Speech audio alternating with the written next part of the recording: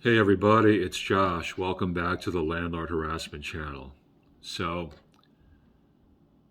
I have, as you can see from the title, I have an update about the whole pit bull situation. But before I get into that, the whole pit bull attack and pit bull situation with Haverkamp Properties, which is another kind of ongoing drama I have with them. But before I get into that, I just wanted to tell you guys that as I sit here on now Sunday morning, I am a lot calmer than I was Friday. I'm a lot less stressed. The stress is still there, but I'm less stressed. Hold on. All right, so I'm back. Um, Wanted to close my shades so you guys could see my face better. There's still a little bit of sun glare rolling on me, but hopefully this is better. But I'm a lot less stressed out than I was on Friday with regard to the whole eviction situation, because I've gotten some information that has calmed me down a great deal and given me some peace about this as far as moving forward. I'm not going to reveal what that information is right now, but let's just say it's very helpful to me. And I don't know how else to say it. I mean, like it's it's something that I don't know how else to word it. I have to be intentionally vague here, but it's something that it's given me a legitimate reason to be calmer about this whole ongoing Haverkamp saga with regards to Brooke's harassment and Brooke's continuous quasi stalking that she's done to me over the last year and so on and so forth. But let's get to the pitbull situation. So this morning, I'm out on my exercise, walking around these buildings. Do a 40-minute walk every morning. And I see that same woman out there again. I haven't seen her in a while, but I see that same woman out there again with the same pit bulls, walking them the same careless way, one-handed. And as you guys know from my other videos about this situation, this woman has basically no control over her dogs. As I've said in other videos, they lunge at other people, they lunge at other dogs. I've seen them do this. And of course, they tried to attack me about a month ago now. Yet this same woman is still out here doing that same stuff. Which means the office hasn't talked to her about this at all. And further update, I still have not heard any word back from the office since I reported that pit bull attack to them a month ago.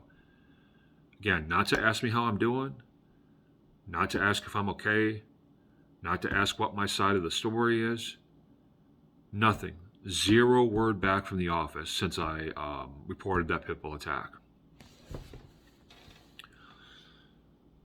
Now, I want to blame who I always blame for these issues, which is Brooke Farmer. And I want to put the community manager names. And I want to put 100% of the blame on her. But to be honest, in this pit bull situation, I can't do that. Oh, the blame is about 80% on her. She really did do everything that I said she did in the other videos where I talked about this situation. She really did stop the office ladies from talking to this woman about her pit bulls, which resulted in me getting attacked. So Brooke shares the lion's share of the responsibility. But there's a good 20% of the responsibility that doesn't even really fall on her and just falls on Haverkamp itself. And the reason I say this is because Haverkamp Properties has a history of pretty much just not giving a darn about dangerous dogs or people's safety with regard to dangerous dogs. I've been attacked a few times on this property myself. And let me give you like the example. The last time I was attacked before this pit bull attack last month, the last time I was attacked by someone's dog, it was about 2 years ago now. And I was doing my walking laps and everything like that. And the funny thing about this is this dog wasn't even outside. But when I walked by this one apartment, the dog basically busted through the door, jumped up at me, and bit me right on the stomach. And I had a big old bruise on my stomach for like 2 or 3 weeks after that. This is this gray dog. It was like this.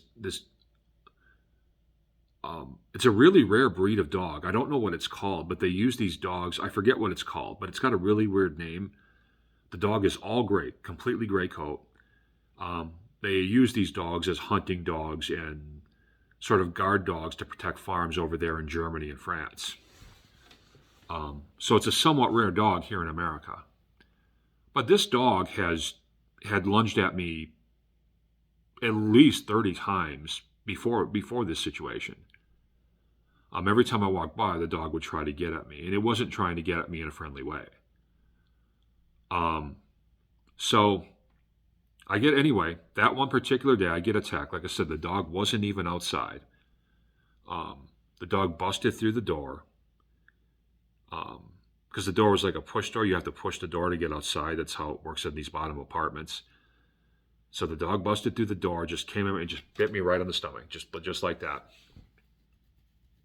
And I reported it both in person and in email to Haverkamp Properties. And this is before Brooke. This was a while ago. This is before Brooke had any sort of power. She was just another employee there at the time, and she did not have anything to do with this particular situation. She had been around, but she just wasn't around that day, and like it wasn't her job to deal with this stuff at that time. So I can't put this one on Brooke. But I reported that attack to the office, both in person and in email, and the office still refused to do anything about it. They did not talk to the woman about her dogs or anything like that. And they just told me, well, call animal control. We're not going to do nothing about it. That's basically what they said. And I've got those emails. I've got the receipts to prove this. So they refused to even like talk to the woman so that I could, create a possibly safer situation. So as much as I would like to put 100% of the blame on Brooke Farmer, I can't do that in this situation. I just can't. She's mostly to blame for the pit bull attack, but the overall lax attitude that the office has towards people's safety from dangerous dogs goes way beyond Brooke Farmer. That's just something Haverkamp has been doing for years and probably as long as I've been here. So, that's on the Haverkamp office as a whole. That's on the upper management and stuff as a whole. That's not just Brooke. To her credit, in this particular situation, doesn't shoulder 100% of the blame. Now, here's something interesting. The last few times I've seen this woman with her dogs, once she saw me, she would stop, stand still for a second. And the last time she did this, I looked right at her like, don't even bring your dogs by my house. But she would stop, stand still for a second, and then turn around and go a different direction. That's what she's done the last few times that she's seen me, this woman with the pit bulls. What this communicates to me is Haverkamp has done what they've always done, which is the most minimal amount. They knew they had to deal with this pit bull situation because I've been talking about it on YouTube and everything. And I've been complaining to them about it, and now I got attacked. But all they did was tell that woman to avoid running into me.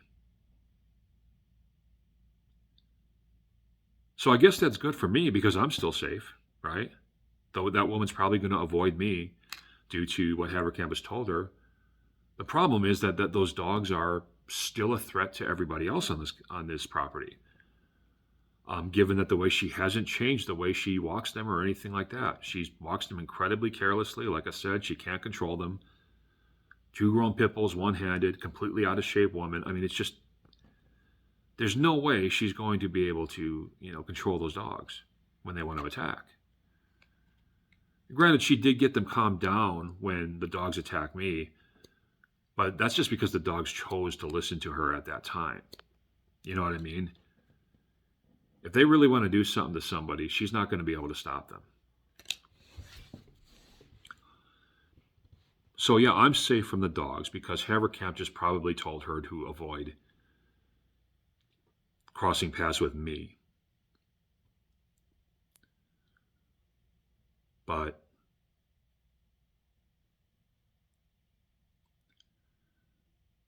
those dogs are still a threat to everybody else on this property.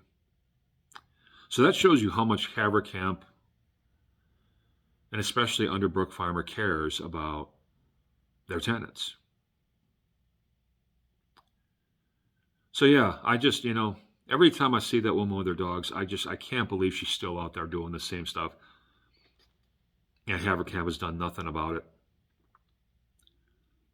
Like I said, I'm safe now because apparently they've told that woman to avoid me. But what about everybody else around here? What about everybody else who walks their own dogs and walks around here for exercise and whatever? That woman with those two pit bulls. Okay, so you have a set of buildings in my complex. And there's like the eastern buildings, and then there's like the western buildings. I live in the eastern buildings. The woman that I'm talking about with the two pit bulls lives in the western buildings. And she used to, when she first got here, she used to keep her dogs over by the western buildings. But now she comes over by where I'm at, by the eastern buildings, to walk them. And I know why that is. It's because the dogs are, I'm sorry, there's a lot more dogs over in those western buildings than there are over here. So she knows that her dogs are not nice. And she knows that there's the potential for her dogs running into other dogs over in those western buildings are a lot higher. So she started walking them over here. But so yeah, I just wanted to give that little update. It's Sunday, so I'm going to try to enjoy the rest of the day without thinking about Haverkamp, much as possible anyway.